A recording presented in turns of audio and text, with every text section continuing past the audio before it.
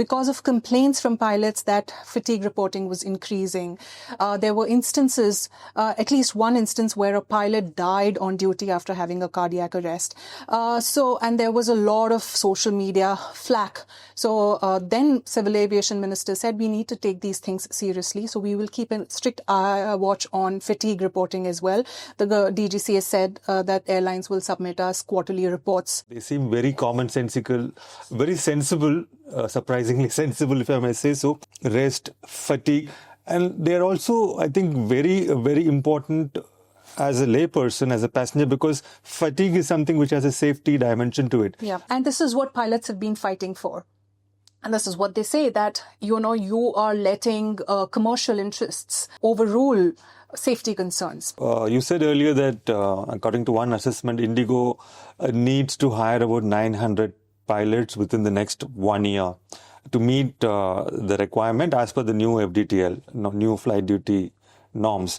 Now, where does India stand with regard to pilot training facilities and availability of pilots to meet this demand? Would we have like 900 pilots? We have about 40 flying training organizations, and there are about 350 training aircraft at these FTOs. So capacity doesn't seem to be a problem.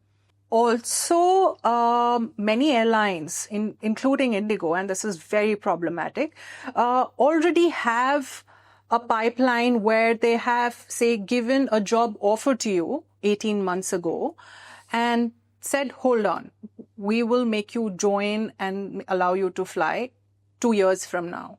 So they already have people identified who they have given letters of intent who have not yet started flying. You could say that this is an abuse of the system. Similarly, in Air India Express, I hear that people have completed their training, full complete training, for more than 2 years, and they have not yet started flying.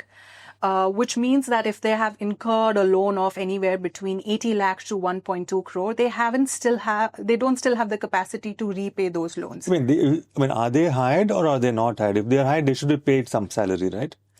No. So, I'll tell you, there are hundreds of pilots. I was told by somebody probably 600, but, I'm not sure about that figure.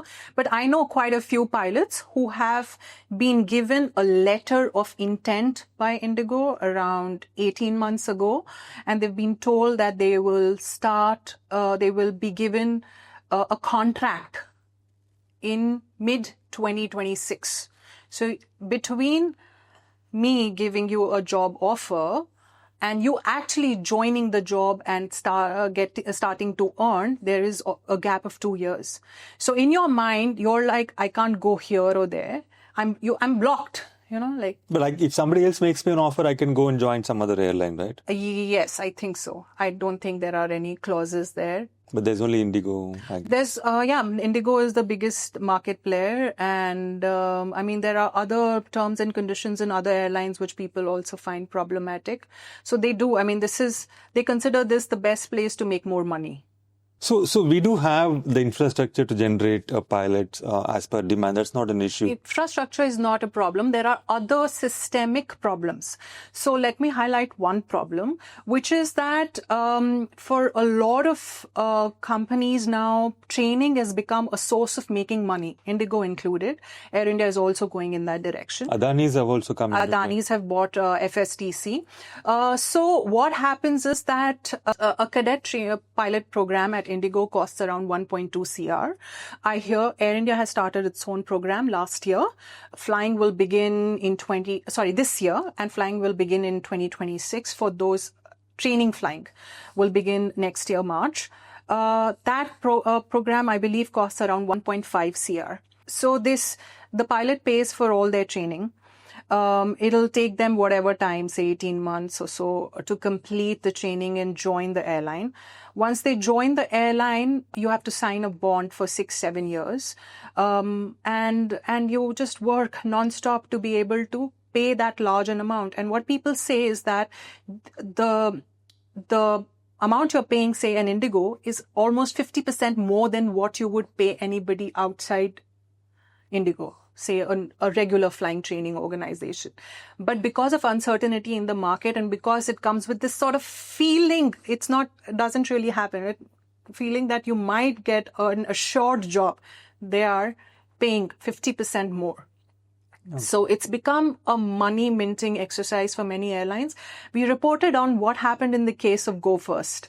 Terrible. So just before it was planning to shut down, the airline started its cadet program. So almost it seems to make money as a solution for its financial issues. And then people spent their money on training. The training did not happen because the airline shut down. And then they did not have the capacity to invest more money in such an expensive training program. And they gave up and they joined family business or whatever. So this is the problem. And often we hear the DGCA say that this is not their purview, that if there is a problem with, say, somebody paying upfront for a training program and then the airline collapses, then students just have to go to court and seek remedy. But the thing is that it sort of ties them down to this massive debt that they have to pay for 10 years of their career. And they work like, maybe I'm exaggerating, they work like bots and slaves. And in fact, this was the reason why the Vistara unrest last year unfolded. And it's not a coincidence that just about 18 months later, we are seeing a similar unrest at another airline. So at Vistara, we saw last year that just ahead of merger with Air India, Vistara announced certain new pay terms to ensure parity between Air India pilots and Vistara pilots, and which would have led to a substantial cut for first officers. Now, these first officers were up in arms because they have huge debts to clear. And there was this feeling of exploitation that just because they are junior, you can offer them, terms that are not. How would a pay parity package result in a cut? Because I imagine that a pay parity move would mean somebody else's salary is raised so that it's on par, right? Where they're going to reduce somebody's salaries to make it on par. Like how does? Yeah, so that is what was happening. I don't remember the exact cut, but we reported that this was around 60, 70, 80,000 cut for first officers. And there was almost a rebellion inside the airline.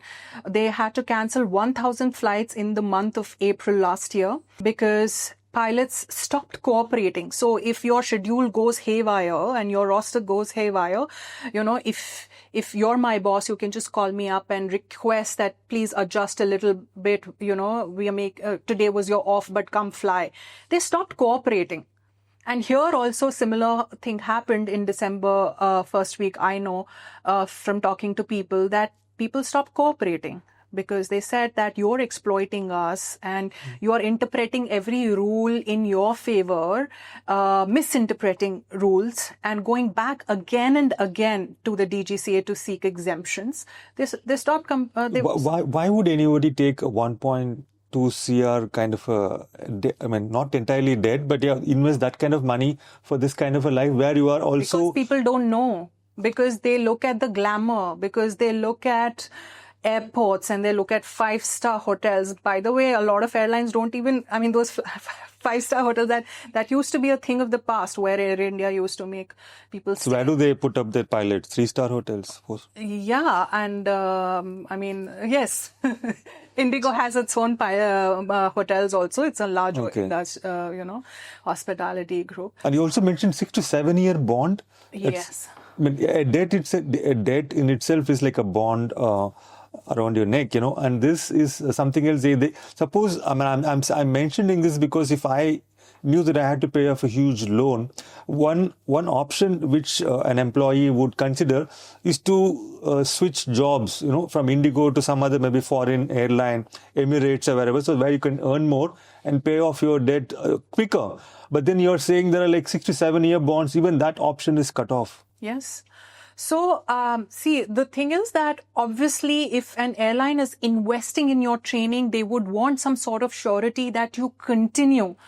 But I'm not sure. If here, in this case, the unions will have argued that the sum that the airline is paying that first officer for the 6-7 years is almost equivalent of the interest that they earn on the bond amount. Sometimes they ask them to deposit at the time of joining. But in case of Indigo, they don't take cash, they take checks.